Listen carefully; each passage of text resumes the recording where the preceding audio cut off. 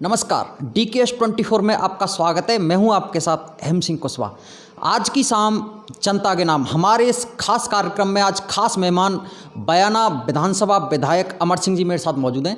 तो उनसे हम आपको रूबरू कराएंगे और बताएंगे जनता को वो किस तरह इस अंतिम दिन पर, आज 2021 का जो अंतिम दिन है, उसमें किस प्रकार जनता को बधाई देंगे और उसके बाद में आगामी 2022 में किस तरह जनता की उन्नति की वो शुभकामना संदेश जनता को देंगे और किस तरह चाहेंगे कि जनता तमाम विकास करे। और उनके भी कार्यकाल की 3 साल होने को जा रही हैं और 2 साल उनके कार्यकाल की बचती हैं। उन्होंने कितना कुछ विकास कराया है और कितना वो विकास कराने के लिए कहेंगे, वो हम तमाम बातें उनसे सीधा आपको सुनवाएंगे। विधायक जी, स्वागत है आपका DKS24 में। सबसे पहले तो मैं क्षेत्रवासियों के अपनी ओर से जी, प्रदेशवासियों के लिए और बहुत बहुत बधाई एवं शुभकामना देता हूँ।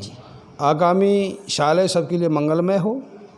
और सबसे मैं कांग्रेस सरकार को अपनी विधानसभा की ओर से धन्यवाद देना चाहता हूँ जी कि 15 साल में इस विधानसभा बयाना रूपबास में और लंबे समय से बीजेपी का बनता चला आ रहा था। जी, क्षेत्र की जनता ने मुझ पर विश्वास किया, भरोसा जताया जी कि हमारा जो विधानसभा विकास कार्यों से पीछे पछड़ रहा है और आने वाले समय में जो इस विधानसभा के बारे में बोलेंगे, यहाँ के जो मुद्दे उठाएंगे, चाहे वो शिक्षा का हो, चाहे वो चिकित्सा का हो, चाहे पानी का हो, चाहे वो रोड का हो, जहाँ के क्षेत्र की जनता की जो आवाज़ थी, मैंने विधानसभा में सारे मुद्दे रखे। जी, मैं धन्यवाद देना चाहता हूँ कांग्रेस सरकार के लिए। बयाना ब्लॉक में लंबे समय से और कॉलेज की मांग चलती चली आ रही थी कि ये कॉलेज हथकाय PG में परिणत होना चाहिए। गरीबों के, असहायों के, किसानों के जो बच्चे थे, जो शिक्षा से अपनी शिक्षा को और बीच में छोड़ देते थे, जी, क्योंकि इतना पैसा नहीं हो पाता कि हम दूर दराज अपने बच्चों को शिक्षा दिला सकें। इसलिए मैं धन्यवाद देना चाहता हूं कांग्रेस सरकार के लिए कि बयाना को PG में परिणत हुआ।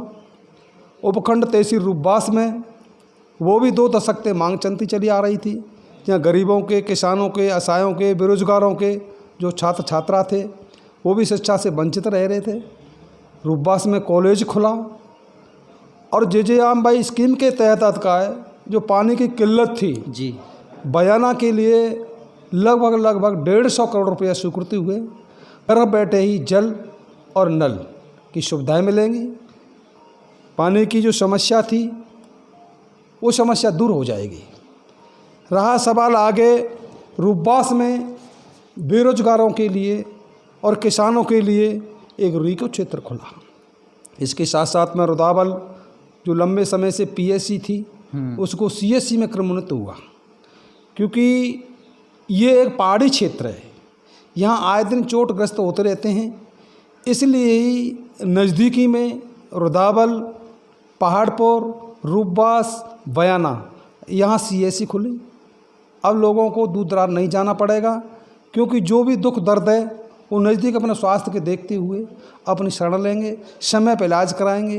रहा सवाल आगे जो कोरोना से पीड़ित थे और वो तीसरी लहर के बारे में संकेत हो रहे हैं, जी, जी, जी। और मैं सभी क्षेत्रवासियों से एक निवेदन करना चाहता हूं कि हमें हर समय तैयार रहना है, दूरी बना कर रखना है, मास्क पहन कर रखना है, जिससे कि हम बीमारी से बच सकें। क्योंकि ये इस कोरोना ने पूरे प्रदेश को, देश को इतना परेशान किया है कि आदमी त्राय हो गया, बेरोजगार हो गया। इसलिए इससे सबसे पहले हमें यह बचाव करना है कि तीसरी लहर जो आ रही है इसका विशेष ध्यान रखना है।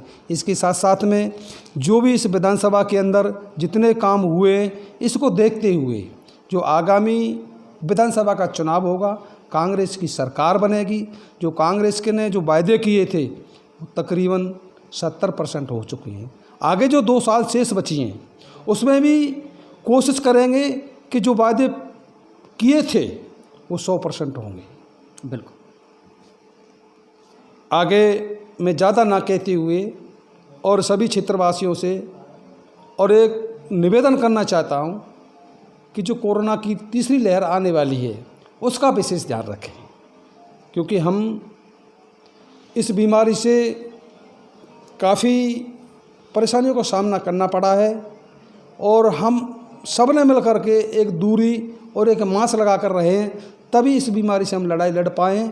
और पूरा प्रदेश सतकाए इसके बारे में सभी सोच रहे हैं। और सबसे पहले जो इस देश के अंदर जो कोरोना महामारी आई थी, सर कुछ लोगों ने जो वैक्सीन नहीं करवाई है उनके लिए आप क्या कहना चाहेंगे? वो वैक्सीन के लिए बताएं ज़रा।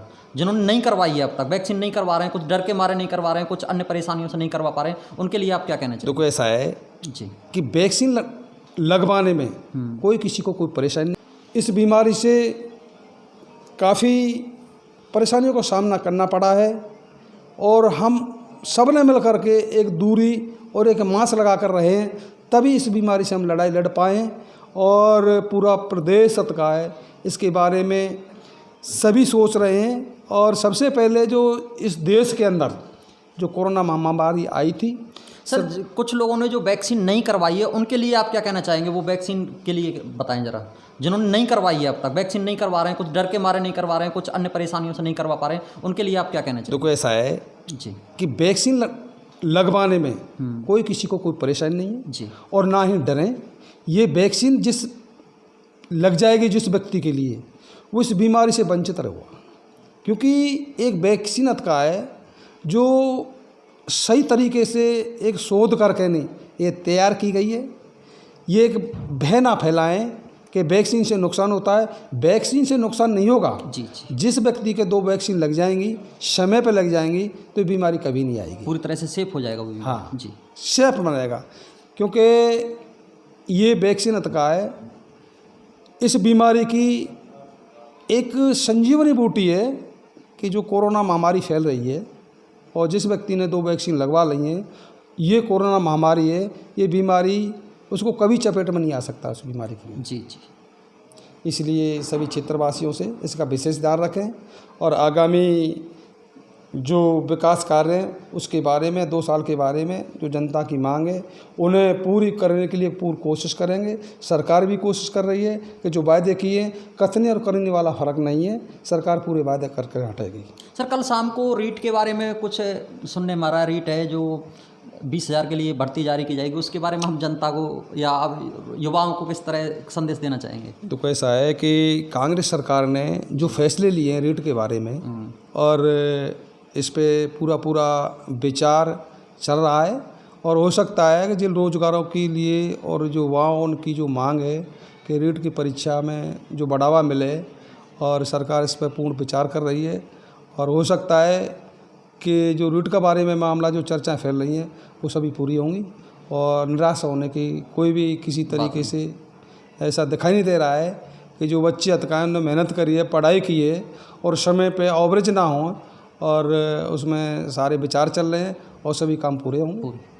जी बिल्कुल, ये थे मेरे साथ बयाना विधानसभा विधायक अमर सिंह जी जो बता रहे थे जनता को, विधायक अमर सिंह जी जो बता रहे थे जनता को कि जो ओमिक्रॉन या कोरोना की जो तीसरी लहर है उससे तमाम जनता अपना मास्क लगाकर और वैक्सीन लगवाए जिससे बीमारी से बचा जा सके। और विकास के बारे में भी उन्होंने काफ़ी बातें बताई कि 3 साल में उन्होंने कई विकास कार्य करा दिए हैं और जो बचते हैं वो आगामी 2 सालों में पूरे करा दिए जाएंगे। कैमरामैन संदीप चौधरी के साथ हेम सिंह कुशवाहा, DKS 24 भरतपुर।